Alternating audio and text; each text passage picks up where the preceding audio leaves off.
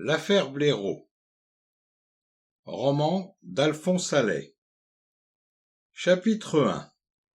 Dans lequel on fera connaissance, premièrement, de Monsieur Jules Fléchard, personnage appelé à jouer un rôle assez considérable dans cette histoire. Deuxièmement, du nommé Placide, fidèle serviteur mais protagoniste, dirait Boer, de 11e plan. Et troisièmement, si l'auteur en a la place, du très élégant baron de Haupertuis.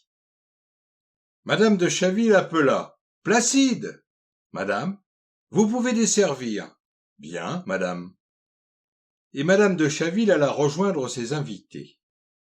Resté seul, le fidèle serviteur Placide grommela l'inévitable. « Ça n'est pas trop tôt, j'ai cru qu'il n'en finirait pas. » Puis il parut hésiter entre un verre de fine champagne et un autre de chartreuse. En fin de compte, il se décida pour ce dernier spiritueux, dont il lampa une notable portion avec une satisfaction évidente. Bientôt, semblant se raviser, il remplit son verre d'une très vieille eau-de-vie qu'il dégusta lentement, cette fois, en véritable connaisseur. « Tiens, monsieur Fléchard !» Un monsieur, en effet, traversait le jardin, se dirigeant vers la véranda, un monsieur d'aspect souffreteux et pas riche, mais propre méticuleusement et non dépourvu d'élégance.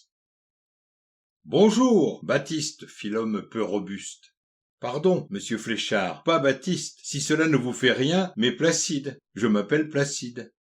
Ce détail me paraît sans importance, mais puisque vous semblez y tenir, bonjour, Auguste, comment allez-vous » Et le pauvre homme se laissa tomber sur une chaise d'un air las, si las. « Décidément, monsieur Fléchard, vous faites un fier original. »« On fait ce qu'on peut, mon ami. En attendant, veuillez prévenir mademoiselle Arabella de Chaville que son professeur de gymnastique est à sa disposition. »« Son professeur de gymnastique ?» pouffa Placide. « Ah, monsieur Fléchard, vous pouvez vous vanter de m'avoir fait bien rigoler le jour où vous êtes présenté ici comme professeur de gymnastique. » Sans relever tout ce qu'avait d'inconvenant, de familier, de trivial cette réflexion du domestique, monsieur Fléchard se contenta d'éponger son front ruisselant de sueur. J'ai oublié de le dire, mais peut-être en est-il temps encore. Ces événements se déroulent par une torride après-midi de juillet, à Montpaillard, de nos jours, dans une luxueuse véranda donnant sur un vaste jardin ou un pas très grand parc ad libitum.